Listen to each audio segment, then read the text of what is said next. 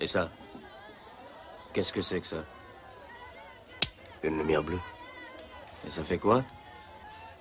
Du bleu. Je vois. C'est de bonne guerre, Adrien! Comme vous avez pu le voir aujourd'hui, on va parler de Rambo 5 ou Rambo Last Blood.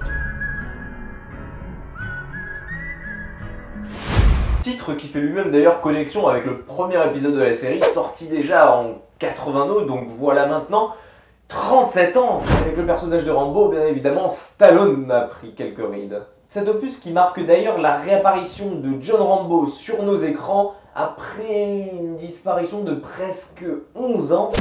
Et avec Sylvester Stallone qui tend à refaire naître tous ses classiques, comme il l'a fait par exemple avec le personnage de Rocky dans la nouvelle duologie portant sur le fils caché d'Apollo Creed, on se demande s'il ne vivrait pas un petit peu dans le passé comme son personnage de Rambo, qu'il n'arriverait pas à passer à autre chose. Il est donc légitime pour le spectateur de se poser la question: ne valait-il mieux pas raccrocher avant de réaliser l'épisode de trop? Ce nouvel opus, Last Blood, qui d'ailleurs marque un véritable tournant dans la série, car c'est le premier à se passer dans un contexte totalement différent. En effet, après s'être fait enrôler 2 fois pour le Vietnam, une fois en Afghanistan et une fois en Birmanie, ici le film se passe majoritairement aux États-Unis pour la première fois depuis le premier opus, ainsi qu'au Mexique. Plus question alors d'aborder de guerre en soi ou de guerre civile, mais plutôt une sorte de guérilla dont il est question ici. En effet, à la fin du 4e opus, pour ceux qui ne se rappellent pas, on laissait John Rambo rentrer chez lui enfin aux États-Unis afin de retrouver le peu de famille qui pouvait lui rester. Une dizaine d'années semble s'être écoulée et John vit dorénavant dans l'ancien ranch appartenant à son père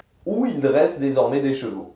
On pourrait penser qu'il a véritablement raccroché, mais on remarque assez vite que les horreurs qu'il a vécues dans son passé l'ont poursuivi jusqu'à aujourd'hui, tels des démons, et l'empêchent ainsi de vivre sereinement. Dorénavant, il vit aux côtés de son ancienne amie Maria Beltran et sa petite fille Gabrielle, pour laquelle il est devenu comme un père depuis l'abandon de cette dernière par son père biologique. Mais un jour, Gabrielle, qui était un peu comme sa fille jusqu'à présent, trouve des traces de son père qui prouveraient qu'il vit actuellement au Mexique, et décide de partir à sa recherche malgré l'interdiction émise par sa grand-mère et par Rambo. Ne la voyant pas rentrer au bout de 2 jours, John décide de partir ainsi à sa recherche et apprend alors qu'elle s'est fait enlever par un cartel de drogue mexicain qui enlève les filles afin d'en faire des prostituées. Inutile de vous dire qu'une guerre sombre et violente se prépare alors entre John et le cartel. Et c'est en cela que Last Blood surprend son spectateur. Bien entendu, il était impossible, voire quasiment inimaginable de voir Rambo repartir à la guerre à son âge. Sylvester Stallone ayant lui-même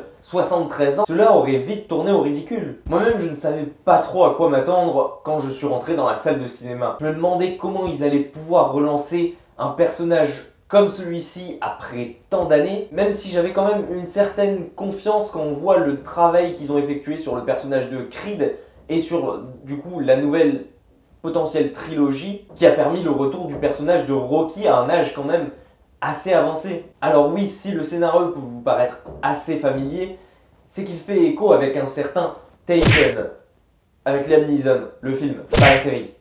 On pourra alors crier au plagiat, il n'empêche que celui-ci reste assez bien en accord au caractère de notre ancien béret vert qui serait prêt à tout pour une petite vendetta des familles. Et maintenant que j'y pense, je ne vois pas meilleur autre moyen afin de faire revenir notre cher ami sur le devant de la scène. Les combats, eux, constituent toujours un point assez essentiel dans ce genre de film.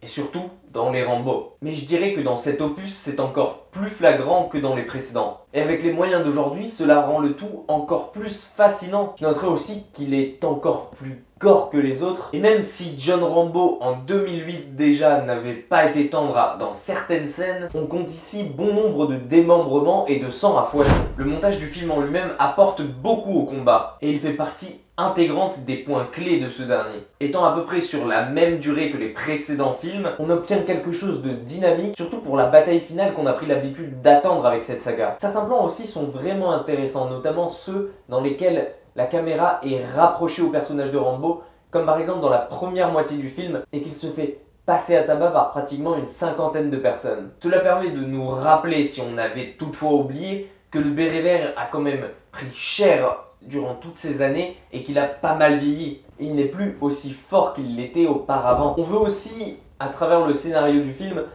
nous montrer de nouvelles facettes de ce personnage. On essaye de nous démontrer ainsi la fragilité de ces derniers, mais aussi les sentiments qu'il peut éprouver pour sa fille adoptive. Façon assez maladroite, j'en conviens, mais assez inédite d'aborder le personnage. Cela, il nous prouve d'ailleurs lui-même aussi qu'on n'est jamais trop vieux lorsqu'on est passionné. Au vu de ce qu'il a réalisé et à son âge, je peux assez facilement me mouiller et dire qu'il arrive à faire le café. Malgré un scénario qui est brusquement changeant par rapport à ce dont nous avait habitué la série et qui pourrait pour certains sentir le réchauffer, on nous offre ici une assez belle occasion de dire au revoir au personnage de Rambo qui, s'il m'a néanmoins moins touché que celui de Rocky Balboa, n'en reste pas moins un des personnages emblématiques du cinéma contemporain. Et je vois déjà beaucoup de critiques aux États-Unis qui assassinent le film. Mais pourquoi ne pas juste apprécier à sa juste valeur ce qu'on nous offre ici? D'ailleurs, moi je vais vous dire un truc.